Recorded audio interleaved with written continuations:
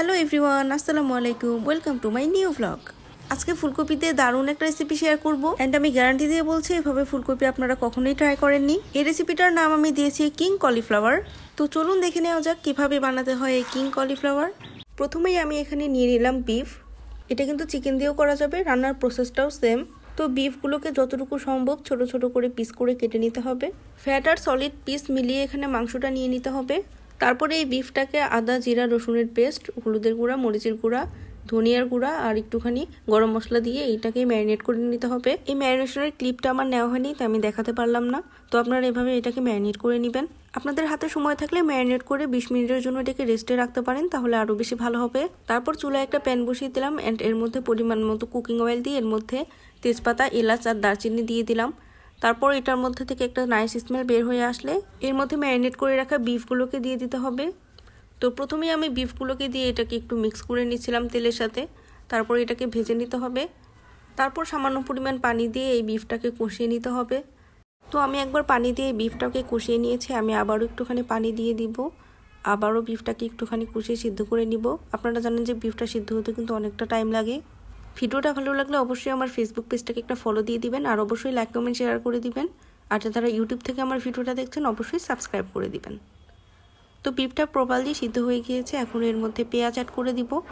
আমি কিন্তু প্রথম পর্যায়ে কোনো পেঁয়াজ ইউজ করিনি, এখনই কিন্তু পেঁয়াজটা দিয়ে দিতে হবে। পেঁয়াজটাকে দিয়ে এখন ভালো মতো ভেজে নিতে হবে। পেঁয়াজটা একটু সফট টাইপের হলেই কিন্তু এটা নামিয়ে নিতে হবে। পেঁয়াজটা কিন্তু একদম বেশি ভেজে ফেলা যাবে না। তো বিফ স্টাফিংটা এখন রেডি হয়ে গিয়েছে। এখন ফুলকপিটাকে রেডি করে নিতে হবে। আপনারা দেখতে পাচ্ছেন ভিডিওতে আমি কিভাবে ফুলকপিটাকে রেডি করে নিয়েছি। এখানে ফুলকপির যে আশেপাশের যে সাইডের ডাটাগুলো থাকে সবগুলো ডাটা ফেলে দিয়েছি, আর মাঝখানের যে মোটা যে ডাটাটা থাকে সেটা রেখে দিয়েছি। ফুলকপিটা সিদ্ধ করার সুবিধার্থে এই ডাটাটা কিন্তু রাখা হয়েছে, পরবর্তীতে এটাও কিন্তু ফেলে দিব। এখন এই ফুলকপিটাকে 70% মতো সিদ্ধ করে নিতে হবে। এখানে পানি দিয়ে লবণ দিয়ে দিলাম। পানির লেভেলটা এমন রাখতে হবে যাতে ফুলগুলো ডুবে থাকে। তারপর আমি একটা ঢাকনা দিয়ে ঢেকে এটাকে সিদ্ধ করে নিব। তো আপনারা দেখতে পাচ্ছেন এই যে সিদ্ধ করার পরের অবস্থাটা, আমি একটুখানি উল্টে দিয়েছিলাম। এটাকে সিদ্ধ হয়ে গেলে গরম পানি থেকে তাড়াতাড়ি নামিয়ে নিতে হবে, তা না হলে কিন্তু ফুলগুলো খুলে আসবে। তারপর সেই মোটা ডাটাটাকে আমি কেটে নিলাম। তারপর আমি একটা ডিম নিয়ে নিলাম। তারপর এই ডিমের মধ্যে সামান্য পরিমাণ লবণ দিয়ে এই ডিমটাকে ফেটিয়ে নিতে হবে। তারপরে এই ফুলকপিটার কাছে চলে আসলাম। ফুলকপির উল্টো সাইডে যে ফুলের গ্যাপগুলো আছে সেই গ্যাপগুলোর মধ্যে এখন বিফ স্টাফিংটাকে দিয়ে গ্যাপগুলোকে ফিল আপ করে দিতে হবে।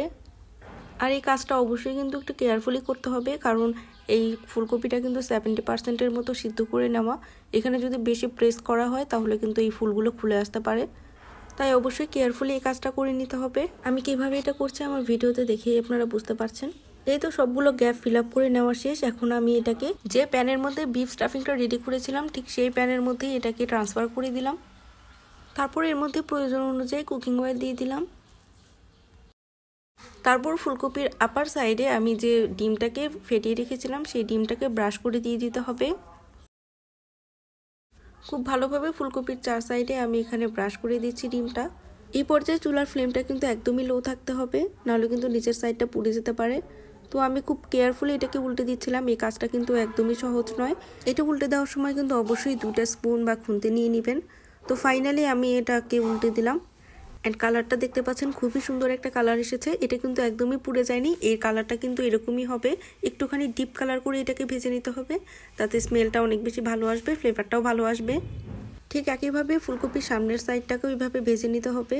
তো ফাইনালি আমাদের কিং কলিফ্লাওয়ার রেডি হয়ে গিয়েছে। আমি এখানে একটুখানি গার্নিশ করে নিচ্ছিলাম। এখানে পেঁয়াজ কলি আর একটু ধনিয়া পাতা দিয়ে এটাকে গার্নিশ করছি। যারা ফুলকপি লাভার আছেন তারা তো অবশ্যই এটাকে ট্রাই করবেন, আর যারা ফুলকপি পছন্দ করেন না তারাও এটা ট্রাই করবেন।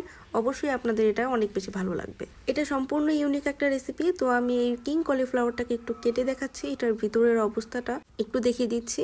রেসিপিটা আপনাদের সবার কাছে কেমন লাগলো অবশ্যই কমেন্ট করে জানাবেন। আবারও চলে আসবো নতুন কোনো ব্লগ নিয়ে। আজকের মতো বাই বাই সবাইকে।